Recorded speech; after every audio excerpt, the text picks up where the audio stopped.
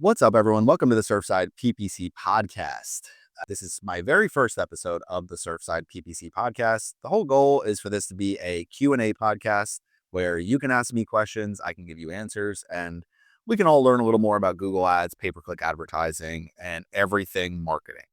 So my main area of expertise is Google Ads, but if you want to ask questions about meta ads, SEO, anything related to marketing, driving leads, things that will improve our campaigns and drive us a few more leads in 2026 and beyond, feel free to ask those questions. This podcast is brought to you by Surfside PPC. So if you go to surfsideppc.com, you can find everything we have there. We have management, we have consulting. You can join my premium section. So if you join my premium section, you will get access to my premium content. You can ask me questions there, and those answers will be answered on the podcast. So that is the whole point of the premium section, will be for some community, premium content, asking some questions. So go to surfsideppc.com. You can find all the information you need there.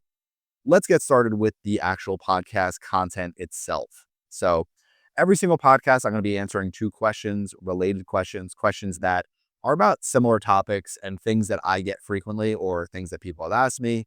So for the first one, it's going to be the questions I pretty much get the most, and that is going to be conversion tracking. So just going over the importance of conversion tracking. But basically, one of the main conversions I get is, as a lead generation company, what should we track? What should we be tracking as a conversion? And ultimately, there's not really too many things you can track besides your actual calls, forms, contacts. Anytime somebody submits information to you looking for you to do a job for them, that is ultimately the very first thing that you want to track. Now, what I generally recommend to people is if you do have a CRM and you do have a way to qualify leads, so, somebody clicks on an ad, somebody calls your business, and 10 days later, that person actually books a job with you and you're able to, get a job, they go into your CRM. A lot of CRMs integrate with Google Ads now to where they'll be able to take that person's initial Google click ID and actually assign it to that offline conversion. So this is also called offline conversion tracking, conversion imports, but essentially something that is happening either at a store or it is something that is going to be happening in your CRM where you then have that data uploaded back into Google Ads and it looks at all the clicks your Google Ads sent. So to basically answer this question, what are you generally tracking as a lead generation company? I would say that the main things that you want to be tracking, I would say if you have no physical location, you're just getting people calling, filling out forms, that's what you want to track. It's going to be calls directly from your ads, calls from your website using call forwarding. So people who are on a desktop, laptop, pull out their phone to call using call forwarding. And then the other thing is going to be people who click on call buttons on your website and actually use that to place a call. Now, the click on call button, you have to always keep in mind that one only requires a click on a button. So it is a conversion action that could potentially be not always accurate, whereas what I call them desktop phone calls, but basically call forwarding, calls from a website, those are going to require a 30-second, 60-second, however you want to have that set phone call to be counted as a conversion. Same with calls from your ads. So ultimately what you're looking for are, I'm a big just use the 60 seconds, 60-second or longer phone calls as a conversion. Desktop phone calls, that's going to use call forwarding. Calls from ads, that is going to be calls directly from your call assets. Now, as I talk about these things, if you're like, this sounds like another language, that's if you're running Google Ads, if you're managing Google Ads, I do provide consulting, so always reach out. But the other one is going to be the mobile clicks to call. Now, those are the three main conversions that I generally always start with new lead generation accounts. Mechanic reaches out, tree service reaches out, plumber reaches out, electrician reaches out, any of these types of companies. Now, mechanics have a physical location, but you always want to track that phone call because that's the first step a lot of people take before business happens. So you're tracking that phone call from Google Ads. Next is going to be form completions, booked appointments, other things on the website where people submit information to you. I have some clients who have multiples of these where, one might be a request a free quote. Another one might be request a call back. So you could do different options of these, but ultimately anytime somebody submits an inquiry to you, that counts as a conversion. When I get new Google Ads clients, 99% of the time, well, unless it's a referral, but if I'm getting it, it's going to be somebody fills out my contact form, I contact them back. The conversion is the contact form. So that's what you want to track back into Google Ads. So the other thing is going to be if you have something set up in the case of a live chat, in case of text messaging options, any of these, then you want to set all those up as conversions as well. I have had people that their main call to action is a click to email button, which I generally don't recommend, but a click to email button and it wasn't tracked. And it's like, okay, why don't we just do a form and you'll get the email anyway? We can track the form. And a simple change like that on Google Ads not only gave us more conversion data because we were able to track it, but the conversion rate went way up and they got more leads. So it's like sometimes what you want to do is just do what works, focus on the easiest way for clients to contact you and make sure that is tracked back. How do we do this? I track all my conversions using Google Tag Manager. So you install Google Tag Manager is free. You install Google Tag Manager on your website. From Google Tag Manager, you can set up every single piece that you need to for this to work. The conversion linker tag, the conversion tracking tags that you need to use. Google Tag Manager, the whole point of it is to create actions for things that are happening on your website and using tags and deploying pixels, basically to be able to track events that are happening much better on websites, mobile apps, anything. So Google Tag Manager is my number one way to track conversions. You can also use Google Analytics 4 and import your conversions directly from Google Analytics 4. You can also just hard code conversions from Google Ads. So when you're setting up Google Ads from the Google Ads interface, that is how you would want to do it. Now, I do have videos on my channel, on the YouTube channel, for how to set up conversion tracking, Tag Manager, all of these different things. And there's a lot of resources out there for how to do this. But set up conversion tracking with Tag Manager anytime there is a key action that's happening for your business. That's kind of the main takeaway here. So question is basically, what conversions do we set up for lead generation? And it's going to be at least those three main phone calls from ads, mobile clicks to call, desktop call forwarding, and then the lead form, contact form. So there's always like 4 main conversions that you're tracking. Any other way people can get in contact with you, you want to track that as a conversion.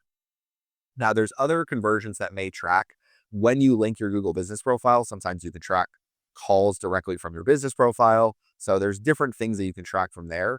Get directions, store visits, so different things that you kind of track. But from a lead generation perspective, that's generally what I am starting with. And the very first thing I do is conversion tracking because it's the most important thing in Google Ads. Your bidding, your performance, everything is going to be based on the conversions you're actually sending back to Google. So that will finish question number 1. Question number 2 is going to be, should I use CallRail or another third-party tool to track phone calls, forms, text messages, all of these different actions that all these different ways that people contact us? So my answer to this question is, if you value being able to look at a report at the end of the month and understand where everything for your business is coming from, then CallRail is a good investment. CallRail is probably going to cost the average, a company that is doing, let's say you're a company that processes 100 leads a month, 100 leads a month. So through CallRail, you're going to have those 100 leads will come through. And basically each individual lead is going to be tied back to phone number, where they called from. They'll have more data about the actual caller themselves, the people that are contacting you. So it does give you a better picture in terms of attribution, what ads are actually working, which one of your efforts are driving the best results. So if you're running Meta ads and Google ads, and let's say you're doing, you're investing in SEO and you have traffic coming in from your business profile, you're able to see all of these things. Here's where this phone call came from. Here was the call duration. Here is a call transcript. So the transcript is the other thing that's valuable for companies that really want to make sure that they don't have drop-offs because of the salesperson or because of the sales process. That's where a transcript can actually be very useful. There are also a lot of AI tools that CallRail provides, along with others. So What Converts is another one that does similar things that CallRail will do. Now, the one thing I always say is you really need a lot of conversion data in Google Ads. So one of the biggest challenges I have at times is you have a client that reaches out that isn't doing bulk leads. So there's certain industries, a floor installer is generally, like a floor installer that's targeting a single city is generally not going to be doing, 10 floors a day. They're not going to be doing 2, 3, 4 jobs a day. It's kind of one of those things where you get a job, the job is going to take several days, maybe a week or two, depending on how, intensive that job is. There's some that, you may have a commercial building. So ultimately you are trying to get these jobs to keep you kind of always busy and keep you booked out.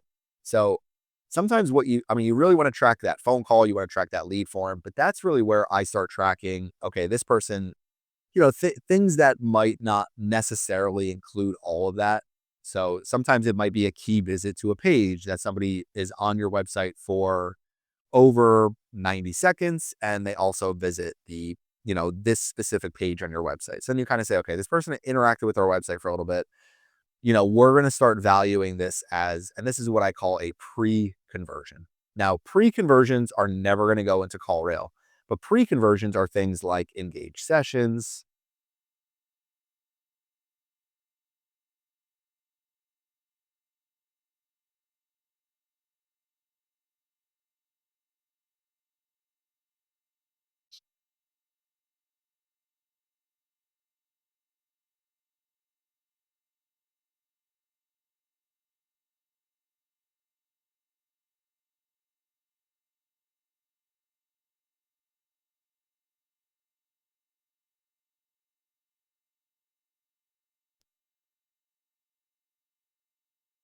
For one client, we have a button on the actual page itself. When people get on the call to action, book your free consultation. So that goes to the contact page. So we just track that button as a pre-conversion. The goal is to get enough pre-conversion data in so that you can just really optimize for your conversion data. So I generally don't tell people, hey, you need to optimize for pre-conversion data. But when you're really struggling to get volume, when you're not doing 5 to 10 phone calls a day, and like for higher end services, if you sell retaining walls and you do driveways and you do, big concrete work, a lot of times you're not processing tons and tons of phone calls and lead forms every single day. There's just not that level of business out there all the time that there's, 10 people inquiring on a given day. So basically for some of these, what you want is to make sure that you're just telling Google, hey, that person came to my website. They visited it for X amount. They engaged with the website. They visited a key page. They clicked on a key button. Some of those things can still be worthwhile. And I tend to do things like that more and look at the rates of those things than actually using like a heat mapping tool or anything like that. So answer the question for CallRail. The answer to me is generally you don't have to use it. It's valuable if you do actually want more of that data of like, where is everything coming from? You can actually track text messaging through it. You can track forms, you can track calls. So you can track everything through it. Gives you kind of a cleaner picture than what Google Ads does. But through Google Ads, you could still get a call details report that gives you the phone calls that are calling you, when they came in, when conversions came in, which conversions came in. You just kind of don't always get the picture of tying that individual conversion to a specific click. The final thing with CallRail, and this is really where, companies that are doing this are getting a step ahead, is with CallRail, you could put a value behind each individual client. So let's just say you have 20 different phone calls in a given week, and you go back on, okay, so these 7 different phone calls turned into jobs for us. This job turned into, make up whatever, $700. This job was $1,500. This job was $300. You could actually put those numbers in and fire that data back into Google Ads. And that's going to give you more data and more value data for Google Ads. So they could actually say, hey, you drove this many leads, but it actually led to X amount of conversion value, of revenue for your business. So now we can actually bid to drive you more revenue. So definitely something that you want to implement. The more you can do that, the better. But ultimately what we're trying to do is track the key performance indicators, make sure that we're getting all of that data into our Google Ads account, tying it back to our campaign targeting and bidding effectively so that we can drive the best possible results. So that is going to conclude episode 1 of the Surfside PPC podcast. If you want to get in touch with me, surfsideppc.com, contact form, consulting, management, premium. There's a tools page on there for the tools that I use. So go there, get everything you need. Thank you for listening today. Please subscribe, tell a friend. I'll be back with more episodes. If you want to ask a question, so my plan is to make this more personalized for people that are in the community. If you want to ask a question, then basically all you're going to have to do is join the premium section, and I'm going to go through questions that people ask in there. We're going to do a post and just make sure that post goes out. People ask the questions and I will answer them. So thanks for listening, and I'll see you in a future episode.